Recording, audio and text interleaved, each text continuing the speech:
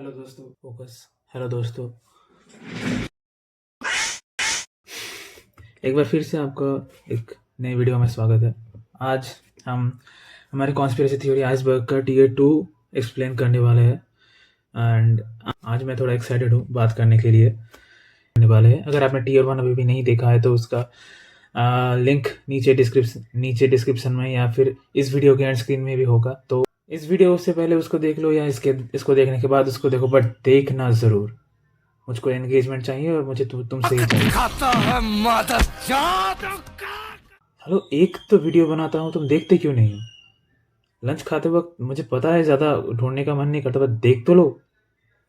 हाँ, बहुत ही respectful person हूँ, इसलिए बेग नहीं मांगता इतनी आसान। ਹੱਸਦੇ ਚਿਹਰਿਆਂ ਦਾ ਮਤਲਬ ਇਹ ਨਹੀਂ ਹੁੰਦਾ ਕਿ ਉਹਨਾਂ ਨੂੰ ਕਦੇ ਕੋਈ ਤਕਲੀਫ ਨਹੀਂ ਹੁੰਦੀ। ਉਹਦਾ ਮਤਲਬ ਇਹ ਹੁੰਦਾ ਕਿ ਇਹਨਾਂ ਨੂੰ ਤਕਲੀਫਾਂ ਨਾਲ ਡੀਲ ਕਰਨਾ ਹੁੰਦਾ ਹੈ। क्योंकि आज हम टीयर 2 को लेके बात करने वाले हैं, तो लॉजिकली इस टीयर की जो चीज़ें हैं वो पिछले टीयर से ज़्यादा इंटरेस्टिंग होगी। और इस टीयर में स्पेसिफिकली मेरे दो बहुत ही ज़्यादा फेवरेट थ्योरीज हैं। तो once again shout out to the Reddit जिससे मैंने ये आइसबर्ग लिया था। उस सब रेडिट का नाम मैं यहाँ पे डाल दूंगा। और आज हम टीयर के इस पार्ट के बारे में बात करने वाले हैं। सेकंड टीयर है, उस टीयर का जो डेफिनेशन टाइप है वो है theories and twilight zone level stuff. Most of these could be studied from mainstream media, but it requires a good grasp of how the world works to be fully understood. Common people rarely go this deep.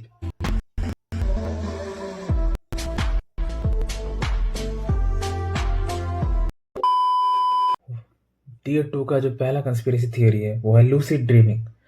Lucid dreaming अगर आपको नहीं पता, absolutely, lucid dreaming is a category of dream जिसमें लोग बहुत ज़्यादा realistic सपने देखते हैं। आपने भी साथ कभी ना कभी ऐसा रियलाइज़ किया होगा कि आपने किसी दिन बहुत ही ज़्यादा रियलिस्टिक एक सपना देख के आप उठे हो। आपको सपने के अंदर ही ऐसा लगना स्टार्ट हो जाए कि आप एक सपना देख रहे हो और उस वक्त आप उस सपने के अंदर की चीज़ों को कंट्रोल कर सकते हो। मैं इनमें से आता हूँ, क्योंकि मैं अगर मुझे पता चल जाए कि मैं एक सपना देख रहा हूँ तो मैं उन सपने के अंदर की चीज़ों को कंट्रोल भी कर सकता हूँ। बट बहुत सारे लोग नहीं कर सकते। मेरे कुछ दोस्त हैं, वो कहते हैं कि वो सपने के अंदर भाग नहीं सकते। शायद आप में से भी कुछ लोगों को ये प्रॉब्लम होगी कि आप सपने के अंदर भाग नहीं सकते या कुछ काम नहीं कर सकते। बट थ्योरी ऐसा कहती है जो लोग ये सब चीज़ें कर सकते हैं सपने के अंदर, वो एक्चुअल रियलिटी को चेंज कर सकते हैं असल दुनिया में, जो कि बहुत ही इंटरेस्टिंग चीज़ है। ये मेरे पास एक एग्जांपल है, इवन तो ये लूसिड ड्रीमिंग से डायरेक्टली रिलेटेड तो नहीं है।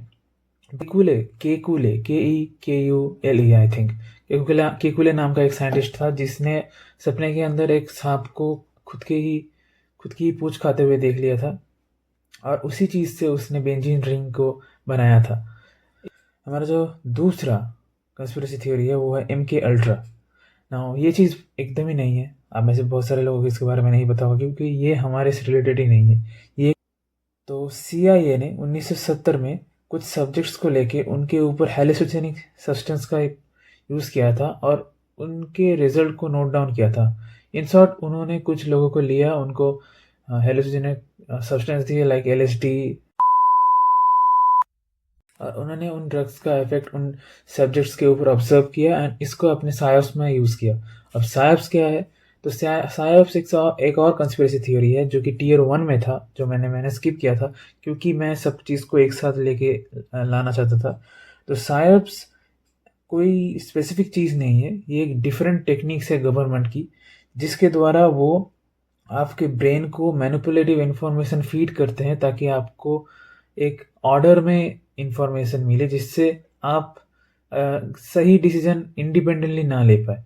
आप वही डिसीजन ले जो गवर्नमेंट चाहती है कि आप ले। ये है साइप्स और ये भी बहुत ही ज़्यादा पॉपुलर है। जो नेक्स्ट कंस्पिरेसी थ्योरी है वो है हिप्नोसिस, और इसके बारे में मैं मुझसे ज़्यादा सनरेवी जी बताएंगे। दोस्तों, यदि आप किसी भी स्त्री के साथ संबंध बनाना चाहते हैं, उसका प्यार पाना चाहते हैं, तो आपको कागज पर इस तरीके से यह 3 शब्द लिखने हैं। पहले, नंगी हो स्वाहा। नंगी हो स्वाहा is crazy. Pineal gland calcification, ये इस टीयर का 4th कंस्पिरेसी थ्योरी है और ये भी थोड़ा टॉक्सिन्स के इंटेक से लाइक फ्लोराइड एक्सेट्रा टॉक्सिन्स आपका पीनियल ग्लैंड जो है वो कैल्सिफाई कर जाता है। द कॉन्स्पिरेसी थियोरी ऐसी है कि अगर आपका पीनियल ग्लैंड कैल्सिफाई ना करता तो आप ह्यूमन कैपेबिलिटीज से बहुत ही ज़्यादा ऊपर उठ सकते थे, ऐसा कॉन्स्पिरेसी थियोरी कहती है। इस चीज़ में मैं भी थोड़ा सा बात करना चाहूँगा। जो पीनियल ग्लैंड होता है हमारे बॉडी में, वो इवन प्यूबर्टी के बाद खुद से ही इनएक्टिव हो जाता है, कुछ दिनों बाद कैल्सिफाई हो जाता है। इसका कोई डायरेक्ट रिलेशन नहीं है किसी भी तरह के टॉक्सिक के इंटेक से। हाँ, कि टॉक्सिक के इंटेक से आपका कैल्सिफिकेशन एक्सेलरेट जरूर कर सकता है, but that is never the cause. Conspiracy theory है नंबर 5, वो है सिकाडा 3301। अब सिकाडा 3301 और 3301 एक बहुत ही ज़्यादा इंटरेस्टिंग टॉपिक है, लाइक बहुत ही ज़्यादा इंटरेस्टिंग टॉपिक। इसके ऊपर बहुत ही ज़्यादा वीडियोस बनी हैं, जैसे ये बट जो मेन चीज़ है जिसके बारे में हम बात करेंगे, 2012 में एक अननोन अकाउंट से बहुत ही ज़्यादा पजल्स आने लगे इंटरनेट पे, जो कि कोड ब्रेकर के द्वारा बनाए गए थे और उसको ऑडियंस के लिए छोड़ दिया गया था कि ऑडियंस वो चीज़ सॉल्व करे।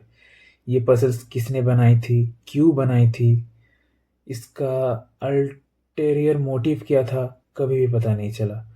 सबसे इंटरेस्टिंग जो चीज़ है इस कॉन्स्पिरेसी थ्योरी के बारे में, वो है इसका थर्ड पजल, जो कि अभी तक पूरी तरह से सॉल्व नहीं हुआ है, कंप्लीटली सॉल्व अभी भी नहीं हुआ है, और बहुत ही सारे कोड ब्रेकर अभी भी इसको सॉल्व करने की कोशिश कर रहे हैं।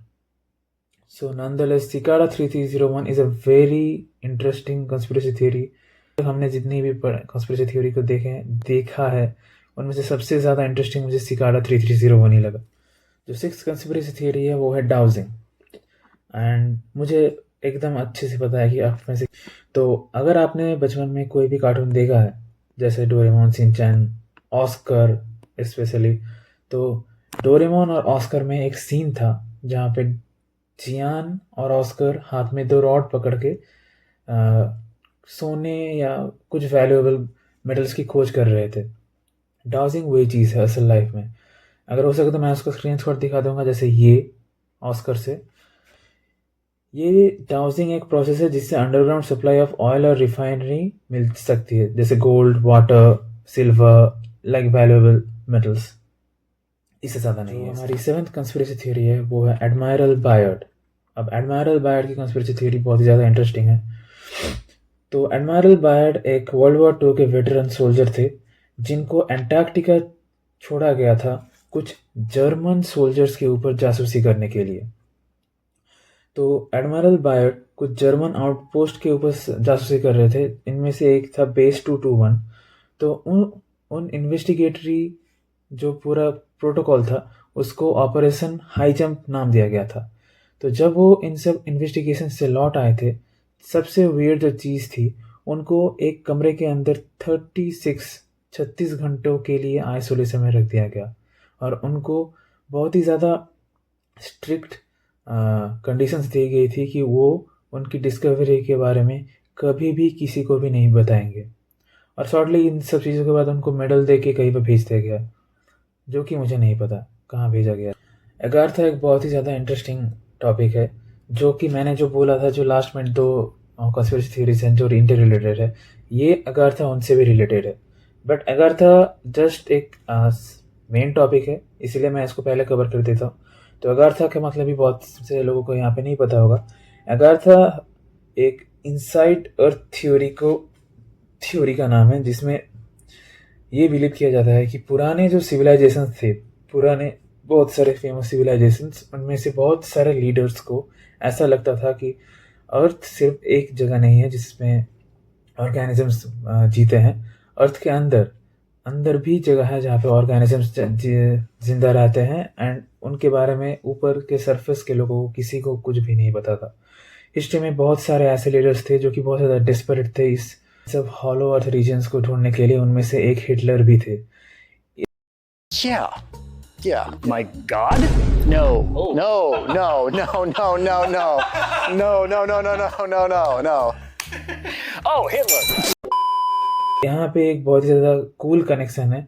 हिटलर ने जो जर्मन लोगों को भेजा था अंटार्कटिका में इन सब चीज़ों के बारे में रिसर्च करने के लिए, उनके ऊपर ही जासूसी करने के लिए एडमायरल बायर्ड गए थे। Very cool, very cool. अब ऐसा लग रहा है कि हम अच्छे चीज़ों के अंदर आ रहे हैं। इसके बाद वाली कंस्पिरेसी थियरी आती है नंबर 9 से, जो कि है फ्री मेसन्स। और फ्री मेसन्स के बारे में बात करने के लिए तीर्थराज परसाना से ज़्यादा औकात किसी की नहीं है, तो मैं इसके बारे में ज़्यादा बात नहीं करूँगा। Mumbai's grand master district free grand mason. Master. ये क्या है, थोड़ा सा हाँ, बताओ हमारे मैं लिए। बताता हूँ क्या ये टिफिन सर्विस के लिए बुलाया था, इसे टिफिन पहुंचाने cycle. Astral projection. Astral projection is the 10th conspiracy के theory in our hand right now. तो astral projection जो है ये बहुत ही ज़्यादा सिमिलर है lucid dreaming से, but on A greater magnitude. Astral projection एक प्रोसीड्योर है जिसको करने के बाद आपकी बॉडी की सोल आपकी बॉडी से अलग हो सकते हैं, अलग हो जाती है। बहुत सारे कैंसर पेशेंट्स का कहना है कि वो जब बेड में लेटे हुए थे तो वो खुद की बॉडी को छत के ऊपर से देख सकते थे। तो अगर आप खुद भी चाहे तो खुद में इमेजिन कर सकते हैं कि अगर आप ये वीडियो अभी बैठ के देख रहे हैं तो आप अपने बैक को खुद से ना देख के भी देख सकते हैं, क्योंकि आपको पता है आपके बैक के बारे में। बट ये चीज़ जब एक बहुत ही ज़्यादा हाईली स्पिरिचुअल लेवल पे होने लगे तो हम उसको एस्ट्रल प्रोजेक्शन कहते हैं। एक बहुत ही ज़्यादा क्रेजी इन्फो मैं जो आपको इसके साथ देना चाहूँगा। साउथ इंडिया में एक मर्डर केस था, केरला नंथन कोर्ट केस, जिसमें एक लड़के ने अपनी पूरी फैमिली को ख़त्म कर दिया था एस्ट्रल प्रोजेक्शन करने के लिए। इस चीज़ का एक बहुत ही ज़्यादा अच्छी डॉक्यूमेंट्री SRP के चैनल में है, तो मैं आपको एक बार ज़रूर एडवाइस करूँगा कि आप वो चीज़ देख के आएँ, तो आपको अच्छे से आइडिया लगेगा कि एस्ट्रल प्रोजेक्शन होता क्या है। हो सके तो मैं फ्यूचर में खुद भी एक वीडियो बना दूंगा इसके ऊपर। मैं अभी रिकॉर्ड कर रहा था और रिकॉर्ड करते करते मुझे ऐसा रियलाइज़ हुआ कि अभी बस 10 पॉइंट हुए हैं। मेरी जो पूरी स्क्रिप्ट है इसमें अगर देख सकते हो तो इसमें टोटल Tier 2 में 40 पॉइंट्स है। तो ये वीडियो तो 2 पार्ट में बनने वाली है, क्योंकि एक में इतना कवर करना पॉसिबल नहीं है और मेरे टैब में भी उतना ज़्यादा स्टोरेज नहीं है कि मैं पूरी एक 40 पॉइंट्स की वीडियो एक बारी में निकाल सकूँ। सो 11th पॉइंट में आती है। जो 11th कंस्पिरेसी थ्योरी है वो है सकुबाई के नाम में। सकुबाई अगर आपको पता हो तो शायद इससे पहले आपने सुना भी होगा इनके बारे में। सक्यूबस जो कि लड़कों के लिए होते हैं और इनक्यूबस जो कि फीमेल्स के लिए होती है। सकुबाई नॉर्मल ह्यूमंस को टेम्प्ट करके उनका फ़ायदा उठा के उनके अंदर की जो एनर्जी है उसको ड्रेन आउट कर लेते हैं, ताकि वो ज़्यादा लंबे दिनों तक जी सके। और धीरे धीरे जिस आदमी के ऊपर वो हमला करते हैं वो धीरे धीरे अपनी एनर्जी लॉस करने के दौरान मारे से अनलाइव हो जाता है। Sorry YouTube. 15 मिनट तक अपनी सांस रोक सकता हूँ, मौत को छू के टक से वापस आ सकता हूँ। नेफिलिम। नेफिलिम बहुत ही इंटरेस्टिंग चीज़ है। Tier 1 में एक पार्ट था जो मैंने काट दिया अगेन सायोप्स की तरह, जो कि था जायंट्स के बारे में। तो नेफिलिम भी एक तरह के जायंट्स ही होते हैं। अगर आपने कभी भी कोई ऐसी किताब पढ़ी होगी शायद उसमें नेफिलिम का जिक्र ज़रूर हुआ होगा, स्पिरिचुअल किताब अगर आपने पढ़ी होगी। जैसे बाइबल में नेफिलिम्स का बहुत ही ज़्यादा जिक्र है। Again this things are much more popular in the west. So क्योंकि ये रेडिट पोस्ट भी वेस्ट के द्वारा किया गया था, इसलिए इसमें ये सब चीज़ें आती हैं। तो नेफिलिम वैसे जायंट्स है जो एक एंजल और ह्यूमन के कॉम्बिनेशन से बनते हैं। लाइक जो फॉलन एंजल्स होते हैं जो स्वर्ग से नीचे गिर गए, वो अगर ह्यूमंस के साथ रिप्रोड्यूस करे तो उनके जो डिसेंडेंट्स होते हैं उनको नेफिलिम किया कहा जाता है। ऐसा मानना है कि ये जो नेफिलिम्स हैं ये अभी भी हमारे साथ रहते हैं, हमारे आसपास, जिनके बारे में हमें नहीं पता है। जो 13th कंस्पिरेसी थियरी है वो है लॉस्ट कॉस्मोनॉट्स के बारे में। अगर आप न्यूज़ देखते हो तो आपको पता चलेगा। तो 1950s से 1970s के बीच में अमेरिका और सोवियत यूनियन एक स्पेस रेस के अंदर था, जिसमें वो लोग ये कोशिश कर रहे थे कि कौन सबसे पहले ह्यूमंस को स्पेस में भेज सकता है। तो यूरी गैगरिन जो एक सोवियत यूनियन की एस्ट्रोनॉट थी, उनके सक्सेसफुल डिपार्चर से पहले ऐसा माना जाता है कि रसिया ने बहुत सारे कॉमन आदमियों को स्पेस में भेजा था जिनके बारे में कभी भी कोई भी रिपोर्ट नहीं करी गई थी, और वो लोग स्पेस में अकेले मारे गए थे। इसके बारे में कोई भी प्रूफ नहीं है, ना कि मेरे पास ना कि इंटरनेट पे। ये एक थ्योरी है, मैं इसीलिए इसको यहाँ पे बता रहा हूँ। प्लीज़ पुतिन जी मुझको मत मारिएगा।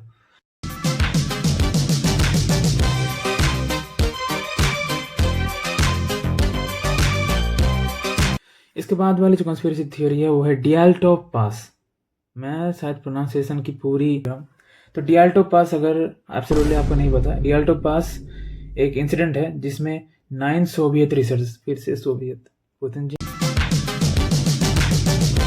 नहीं छोड़ेंगे मुझको। 9 सोवियत रिसर्चर्स थे जो मिसिंग हो गए थे साइबेरिया के अंदर। तो जब वो लौट के आए तो वो उनमें से ज़्यादातर लोग मारे गए थे और उनकी हड्डियां एकदम चूर हो चुकी थी। अगर सर्दी में भी कोई इंसान मारा जाता है तो ऐसे उनकी हड्डियों का चूर चूर हो जाना किसी भी तरह से एक्सप्लेन नहीं होता। जब जो लोग इस चीज़ के ऊपर इन्वेस्टिगेशन कर रहे थे, जब उनसे पूछा गया कि किस वजह से उनका हाल ऐसा हुआ, तो उन्होंने एक बहुत ही ज़्यादा वियर्ड रिप्लाई दिया।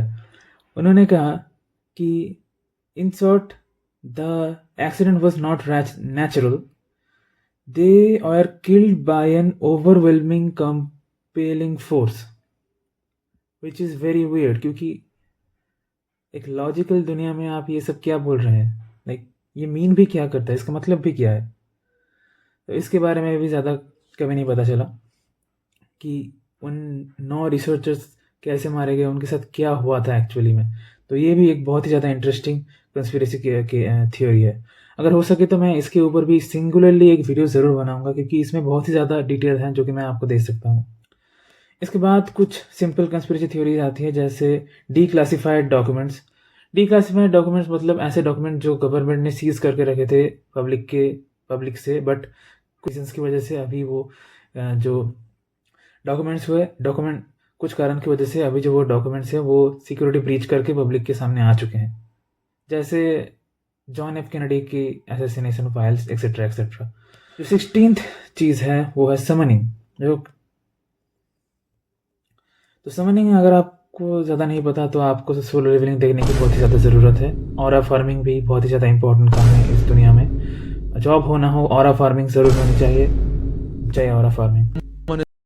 मेरा ऑरा चूस लिया है किसी तो दैट डे ऑरा चूस लिया। उसके बाद 17th नंबर पे आते हैं tulpas. Now tulpa is a very interesting one. Summoning को अगर मैं लेवल 1 दूँ तो tulpa is at level 10। Tulpa is also kind of summoning, but इसमें ज़्यादा लॉजिक है। सोलो लेवलिंग के फैंस को तो शायद ये चीज़ समझ नहीं है। मुझे ऐसी बातें नहीं करनी चाहिए यहाँ पे। प्लीज़ भाई सब्सक्राइब कर देना। मैं आ जाऊं क्या अपनी पर? गेम खेल रहा है बराबर की, क्या फेम मिल गई यहाँ पर। अगर आप बहुत ही ज़्यादा विश्वास के साथ किसी चीज़ को सच माने तो वो चीज़ असल में एग्जिस्ट करना स्टार्ट कर देती है। इसी को टुलपा कहते हैं। अगर मैं आपको लॉजिकल तरह से वो कहूँ, क्योंकि हम लोग इंडिया में रहते हैं, तो अगर आपके मम्मी पापा भगवान में बहुत ही ज़्यादा मानना स्टार्ट कर दे तो हो सकता है कि भगवान जी उनकी मदद सच में कर दे। एक्चुअली ये चीज़ हिंदू लॉजिक किसी भी तरह के रिलीजन के लॉजिक को भी एक्सप्लेन करती हैं कि अगर आप किसी चीज़ में बहुत ही डिवोटेडली विश्वास करें तो वो चीज़ रियलिटी बन जाती है। टुलपा इसी चीज़ को कहते हैं और ये चीज़ टिबेटियन फिलोसॉफी से आई है, जो कि बहुत ही ज़्यादा इंटरेस्टिंग है। कंस्पिरेसी थ्योरी है वो है ऑपरेशन ब्लू बीम। तो ऑपरेशन ब्लू बीम के बारे में भी आपको ज़्यादा नहीं पता होगा। नासा मैं थोड़ा इंग्लिश में पढ़ देता हूँ वो article. NASA was working with UN and world government to fake a second home coming of Christ to set an anti Christ. तो नासा और जो UN है वो एक साथ काम कर रहे थे एक फेक इवेंट क्रिएट करने के लिए, जहाँ पे वो ऐसा दिखाते कि क्राइस्ट जो जीसस क्राइस्ट है उनकी सेकेंड होम कमिंग हुई है। अगर होम कमिंग आपको नहीं पता तो मुझे भी ज़्यादा नहीं पता इसके बारे में, क्योंकि मैं क्रिश्चियन नहीं हूँ। बट मुझे जितना पता है कि जीसस जब दूसरा अवतार लेके फिर से आएंगे उसको शायद होम कमिंग कहते हैं। तो नासा और UN वालों ने और वर्ल्ड गवर्नमेंट में मिलके ये साजिश सजी थी कि वो एक second home coming of Christ करवाएंगे, जिससे लोगों को अंदर विश्वास बहुत ही ज़्यादा बढ़ जाए क्रिश्चियनिटी को लेके और ज़्यादा से ज़्यादा लोग क्रिश्चियनिटी को फॉलो करें। Again this is a conspiracy theory, इसका कोई एक्चुअल प्रूफ एग्जिस्ट नहीं करता, ये बस एक थ्योरी है, इसको थ्योरी की तरह ही लेना। हर रिलीजन समान होता है, कोई भी रिलीजन बड़ा छोटा नहीं होता, सबके बिलीफ सबके पास उनकी जगह है। सेल्ड और फर्मामेंट अर्थ। तो फर्मामेंट अर्थ एक बाइबल का इवेंट है जिसमें जब ग्रेट फ्लड्स आए थे तो अर्थ के चारों तरफ एक लेयर बन चुकी थी, जिसके द्वारा अर्थ में जो लिविंग ऑर्गेनिज्म थे जो फ्लड को सर्वाइव किए थे उनको न्यूट्रिशन मिलता था। इतना ही, इससे ज़्यादा मुझको नहीं पता। मेन इन ब्लैक के बारे में मुझको ज़्यादा बात करने की ज़रूरत नहीं है। आप में से सभी लोगों ने एक ना एक मूवी तो देखी होगी विल स्मिथ की मेन इन ब्लैक में से। तो मेन इन ब्लैक का कॉन्सेप्ट इन रियल लाइफ में एग्जिस्ट करता है। ये वो लोग हैं जो गवर्नमेंट के अंदर काम करते हैं और अगर कोई भी तरह की इंफॉर्मेशन को वर्ल्ड से डिलीट शायद अच्छा वर्ड नहीं है, कोई भी तरह की इंफॉर्मेशन को अगर इरेज करना हो वर्ल्ड से तो इनको बुलाया जाता है। ये अब मेरे साथ एक गेम खेलिए, ये चुटकी देख रहे हैं आप। Sorry. और आप हमेशा के लिए भूल गए थे कि आप एक गे थे। Thank you for watching the video.